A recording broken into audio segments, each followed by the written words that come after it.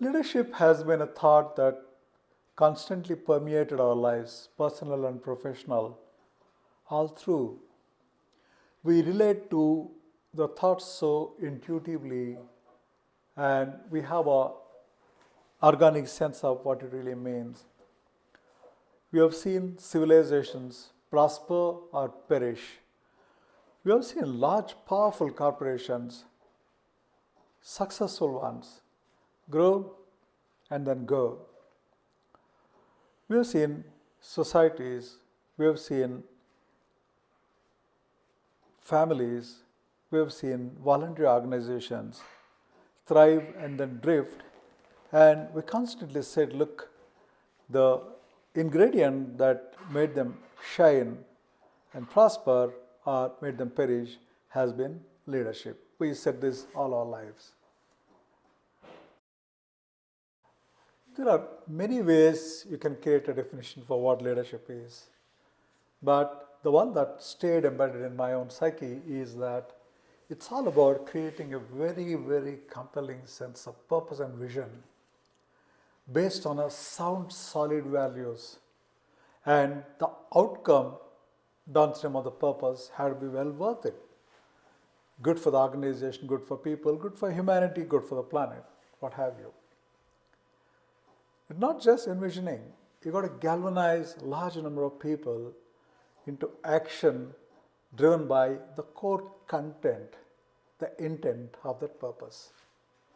Look at Hitler and Mahatma Gandhi. They both did galvanize a really, really large number of people, but they're not leaders in the same way. The outcome of Hitler's aspiration, actions was world's largest genocide. And the product, the outcome of Mahatma Gandhi's leadership was the creation of a world's largest democracy. That is what we mean by leadership. What lies at the end of the path has to be well worth it and based on sound values.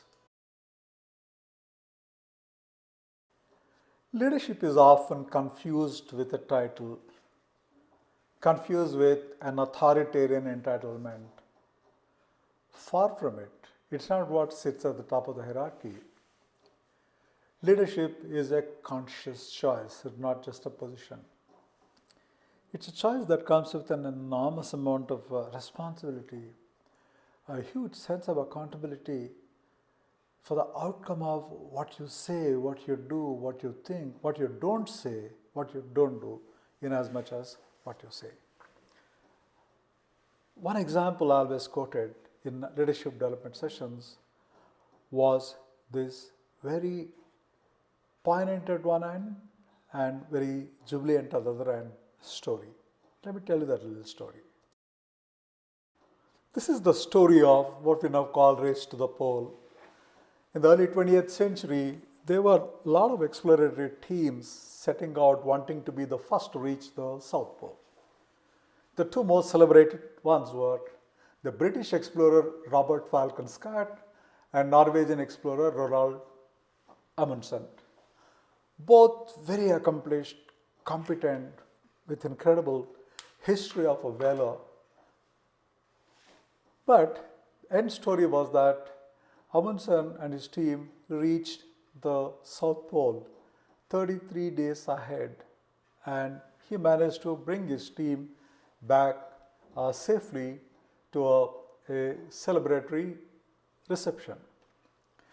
Scott's team, on the other hand, were heartbroken when they realized that they reached South Pole 33 days later and the entire team perished on their way back. Very, very sad.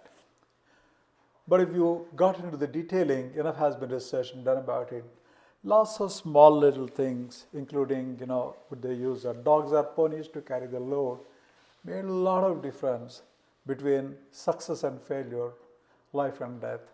That is the role a leader plays.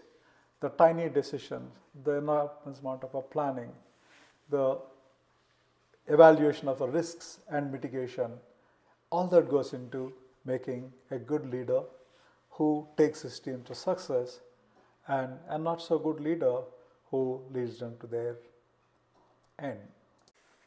What do you want to be? Captain Scott or Roald Amundsen? These are the decisions you need to make quite early, and I do hope the subsequent conversation I'm sharing will also help in the process. One of the telltale signs of great leaders, like Nelson Mandela, like Abraham Lincoln, like Martin Luther King, is their ability to be ambidextrous leaders, capable of a incredibly powerful strategy and unbeatable quality of execution. Because strategy without execution is wishful dreaming, and execution without strategy is a meaningless drift. Leaders are guided by design and not drift. So, all the successful leaders you would see are capable of flying high at a strategic level or flying low at a strong tactical operational level. You need both. With that context setting, I want to get into some specific characteristics of great leaders. Right on top is what I call tough enough to act and strong enough to listen. Leadership is not always easy. You can't be making everyone happy all the time. But you take your decisions, tough at times, with compassion, empathy, respect, a heart willing to listen, and head capable of thinking logically, separating the wheat and the chaff. You got to know that applying the principles of values, ethics, fairness often lead to tough decisions. All of us had to do and take those decisions through our life and career. But a leader does so with a heart and head balanced appropriately, but knowing what decisions are right and needed. When Martin Luther King Jr. stood up and said, "I have a dream" in 1963, fighting against the unfairness of racism, unequal opportunity, he was not afraid to be a lone voice. He knew what had to be done had to be done. Like I said, leadership is not about winning popularity context. It is for standing what is right, even if you are the lone voice. The courage of conviction, the gumption are what make a leader wise when he is quite comfortable going against the majority, going against the popularly held view and speaking up for what is right, what needs to be done. When Gottlieb Daimler, the founder of Daimler Motor Corporation, makers of Mercedes-Benz automobiles, said, "The best are nothing." That has been their war cry for excellence in quality, design, and production for over a century. Leaders have this cultivated disdain for mediocrity, the average, low quality. They drive that with the passion unmatched. I often used to say, sliding into mediocrity is worse than death. We're not looking for perfection, but we are seeking excellence all the time through a process of continuously driving for improvement tirelessly till we reach a level of excellence that is worth having worked so hard for and being able to sustain it over a period of time. Leaders have no tolerance for mediocrity. They pursue excellence with a passion. The litmus test to lasting leadership is how they respond to times of crisis, times of uncertainty about the future. Are they able to take their people along, create a sense of hope and faith, create a sense of ongoing constancy that inspires them to live through the winter, live through the cold, dreary and depressing days, knowing the leader is actually guiding them towards a better future. We saw the way leaderships of various countries around the world responded to the COVID crisis. The same virus infecting people from the world had a varyingly disastrous effects based on how the leadership responded to the crisis situation and led their countries, their medical fraternity, their people through to handling it. I still remember our CEO Francisco de Souza's words when world went through the subprime crisis in 1998. He said, "We got to shine through the fog. There is light at the end of the tunnel. Do not behave like this end of the world. We have to behave like world will come out of this crisis and be a much happy place to be in. Invest in that future, not be cowed down by the current sense of uncertainty or a crisis. Leaders shine through the fog and show the way." When the new Choluteca Bridge was completed in 1998, that was the largest bridge ever constructed by a Japanese corporation in Latin America. It was a marvel of engineering, set to be capable of handling any weather situation. But paradoxically, Hurricane Mitch, which occurred in the same year, rerouted the whole river that the bridge was built on, rendering the bridge useless. Corporations can suffer the same fate very, very quickly. Names abound, names like Kodak, which ruled, walked like titans, which became irrelevant overnight, are all stories modern technology transformation and obsolescence are filled with. Leaders build to last in a different way now. They build to adopt. They build their organizations risk-free in the face of ever-changing business and technological environment. For example, the Google X, their secret moonshot factory, is constantly working on business opportunities that don't even exist today.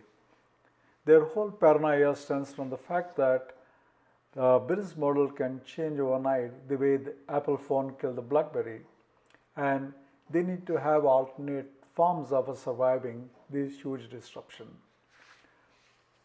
Leaders have the accountability and are obligated to protect their entities.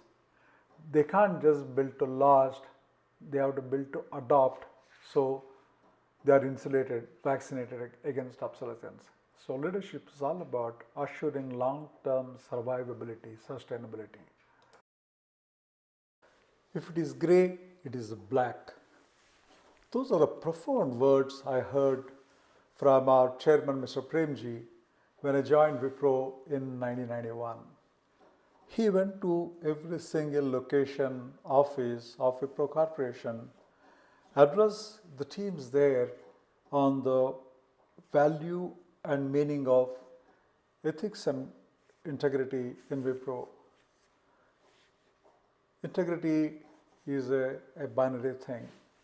Either you display it consistently or you not display it. There's nothing like 99.9% integrity. Leaders walk, talk, breathe, act integrity.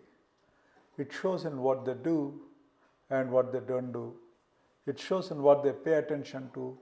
It shows in what they look away from.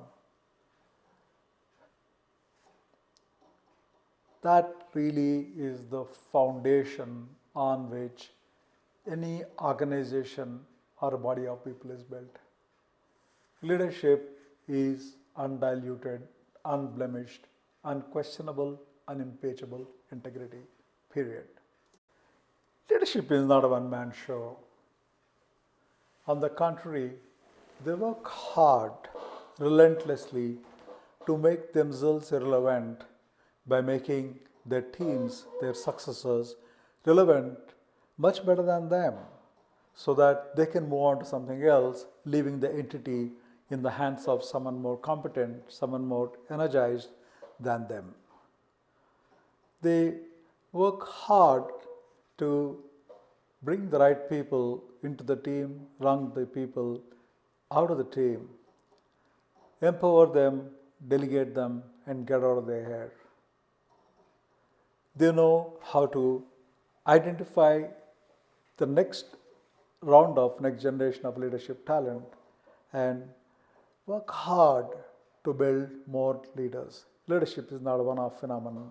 Leadership is a supply chain that keeps the entity, the future of any entity, in safe hands of a ever getting stronger leadership roles at the helm of that entity. Satya Nadella, the CEO of Microsoft, he is one of my all-time favorite leaders.